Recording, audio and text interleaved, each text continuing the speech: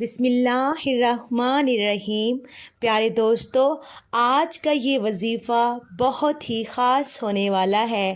اگر آپ اپنے ذاتی گھر کی وجہ سے پریشان ہیں، کرائے کے گھر میں رہ کے تھک گئے ہیں اور اپنا ذاتی گھر چاہتے ہیں تو آپ ہی عمل کریں، انشاءاللہ اللہ کی غیبی مدد حاصل ہوگی اور آپ کو اپنا ذاتی گھر بنانے میں اللہ پاک کی غیبی مدد حاصل ہوگی انشاءاللہ۔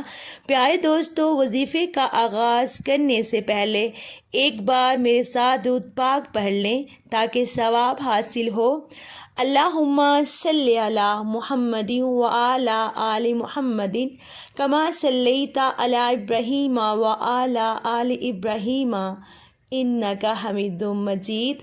اللہم بارک علی محمد وعلی آل محمد کما بارکت علی ابراہیم وعلی آل ابراہیم انک حمید مجید۔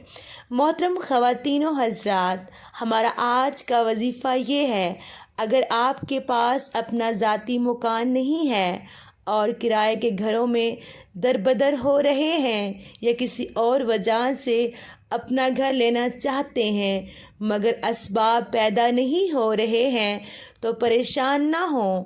اس عمل کو جس ترتیب سے بتایا گیا ہے اسی طرح کریں۔ جمعے کے دن سے شروع کریں۔ جمعے کی نماز کے بعد یا رحیم یا کریم 111 مرتبہ، پھر سورہ حشر کی آخری 3 آیات 21 مرتبہ پڑھ کر دعا مانگیں اور پھر روزانہ اگلے دنوں میں یہ عمل ظہر کی نماز کے بعد کرتے رہیں۔ 5 جمعے تک اسی طرح بلا ناغہ یہ عمل کرتے رہیں اور صدقہ خیرات دیتے رہیں۔ انشاءاللہ اسی دوران اسباب پیدا ہونے لگیں گے۔ عمل کریں اور ہمیں دعاؤں میں یاد رکھیں۔ جمعے کے دن سے عمل شروع کر کے 5ویں جمعے کے دن ہی ختم کرنا ہے۔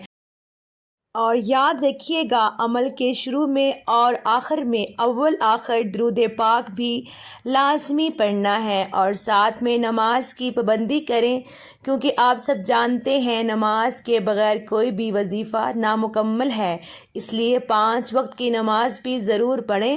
انشاءاللہ اللہ پاک آسانیاں فرمائے گا۔ اللہ پاک سے سب مل کر دعا کرتے ہیں، اے اللہ پاک ہمارے گناہ معاف فرما اور ہم پر اپنا رحم و کرم فضل نازل فرما۔